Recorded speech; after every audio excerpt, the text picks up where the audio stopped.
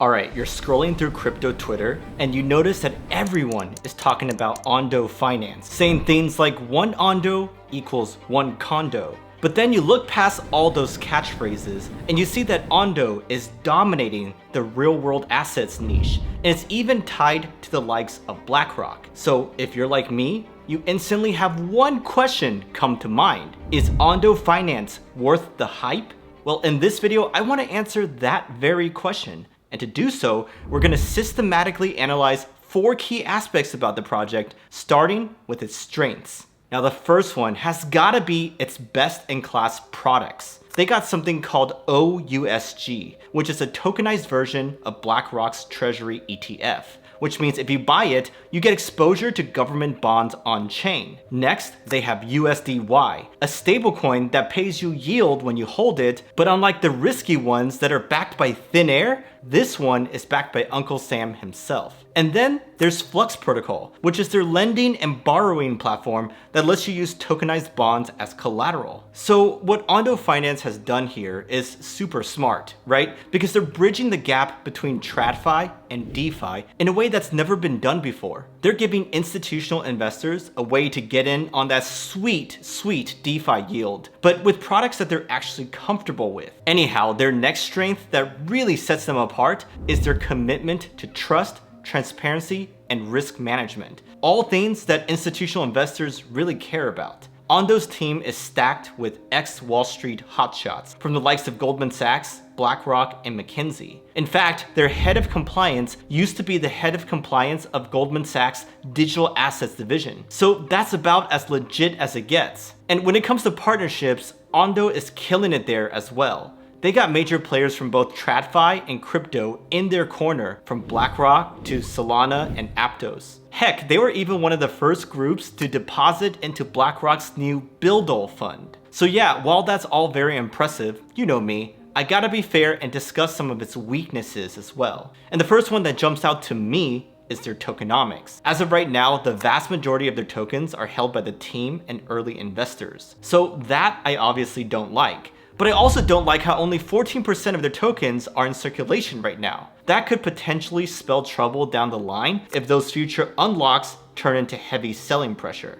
And then another thing is that their token doesn't really have any use case besides governance. And if you've watched my videos in the past, you'll know that I'm not a fan of those pure governance tokens, as they usually struggle with capturing fundamental value. Anyhow, another weakness I have to mention is that Ondo isn't fully permissionless. They've got KYC requirements for pretty much everything. And if you're from the US, UK, or any country that's not on their whitelist, then you're straight out of luck. Like, we can't even buy their USDY stablecoin if we're in those countries. So that's a real shame, because we know how important it is to let retail investors participate, as we're the ones that actually drive the hype and adoption around here. That's why I think that Ondo could really be shooting themselves in the foot here by shutting out retail investors from some of their products. But that's not all, because there's also the fact that Ondo relies on its real-world investment arm in order to operate. Like, their OUSG token is backed by real-world assets, right? But it's their investment arm that buys and manages those underlying assets. So that's a really centralized single point of failure, because if anything were to happen to that entity or to those underlying assets,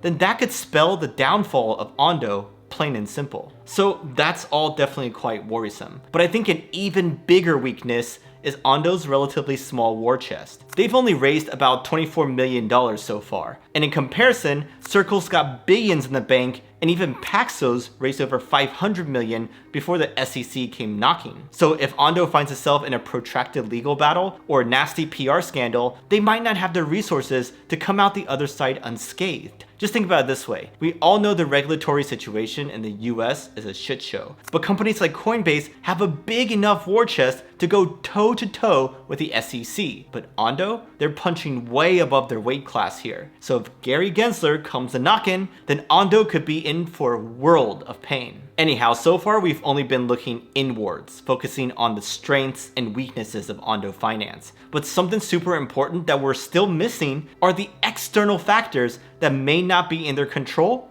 but will affect them just as much. I'm talking about the opportunities in front of Ondo and the threats that they may face. But before we get to those, I want to chat about another sector that's just as promising as real-world assets and is actually quite intertwined with it. It's the cross-chain interoperability sector. And if you look around the crypto world, you'll quickly see why that's so important. There's not only a bunch of layer 1 blockchains these days, but also layer 2s and even freaking layer 3s popping up. This is why some analysts think that 1 in 4 transactions in the future will be cross-chain. In my opinion, I think that is clearly the direction that we're headed. But there's actually one key project that's playing a huge role in making that future a reality. It's called Axelar, who's also the sponsor of this video. But this is actually quite relevant because did you know that Axelar is partnered with Ondo Finance? Yep, it's true. And they're also partnered with a bunch of other big names such as JP Morgan, Circle, and Centrifuge. They actually have 3 times more DeFi integrations than their competitors. And yeah, it's quite clear that Axelar has some impressive adoption and traction. But if you're wondering why that is, well, one big reason is that they have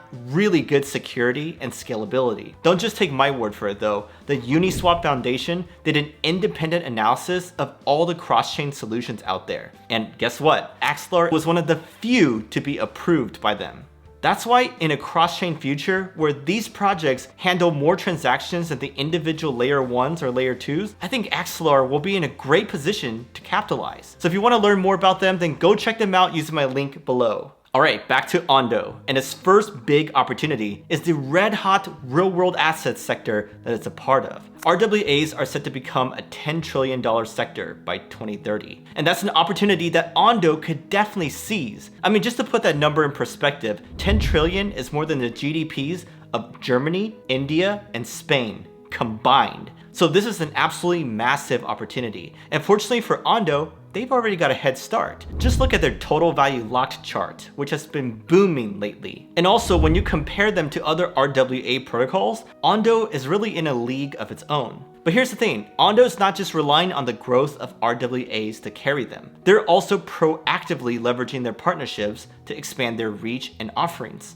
Like take their team up with Pendle, for example. That combines Ondo's tokenized products with Pendle's amazing yield management. Or their collab with Injective, which puts Ondo's products at the fingertips of everyone in that ecosystem. But besides all that, there's another big opportunity that Ondo could capitalize on. And that's the rise of stablecoins, especially the type that gives you yield if you hold it. Stablecoins are set to hit an insane 2.8 trillion market cap in the next 5 years. And I think Ondo has perfectly timed their USDY launch to tap into that megatrend. Plus, they have a killer advantage here because the US treasuries backing USDY will be held in cash custody accounts at giant firms like Morgan Stanley or StoneX. So USDY is arguably safer and more legit than any of those other yield-bearing stablecoins out there. Anyhow, we can clearly see that the opportunities are there. But what about the potential threats, as those could easily derail Ondo if they're not careful? Well, the biggest one in my opinion has to be the insane competition they're facing. The RWA space is getting more and more cutthroat by the day, with projects like Pendle and Shintai looking to take a bite out of Ondo's market share. I mean, sure, Ondo's got that first mover's advantage, but we all know that can disappear faster than our gains when a bear market comes. Also, don't forget that even some of Ondo's partners could become their fiercest rivals. Like BlackRock is already dipping their toes in this space with their Buildo fund, but what's to stop them from diving in further and building other tokenized products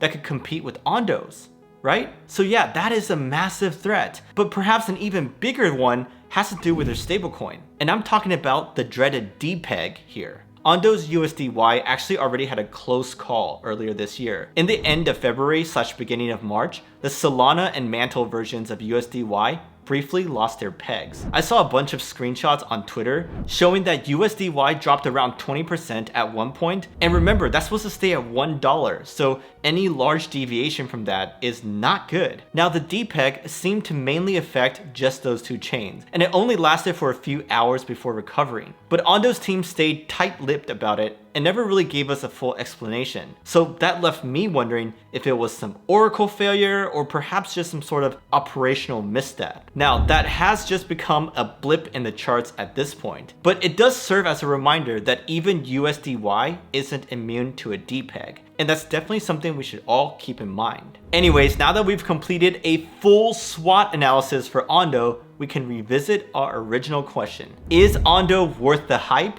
Well, in my opinion, yes it is. I know, there are some legit weaknesses and challenges ahead of it, but at the end of the day, I just love what they have built. Their products are top notch, and their partnerships are second to none. And they're riding the wave of some of the hottest trends in crypto, RWAs and stablecoins. So while nothing is guaranteed in the space, I think Ondo is in a great position to capitalize. But if you like this type of video, then you should watch this one about Degen, which sits at the intersection of Base, Barcaster, and Layer 3s. Oh, and don't forget to check out Axelar using my link below.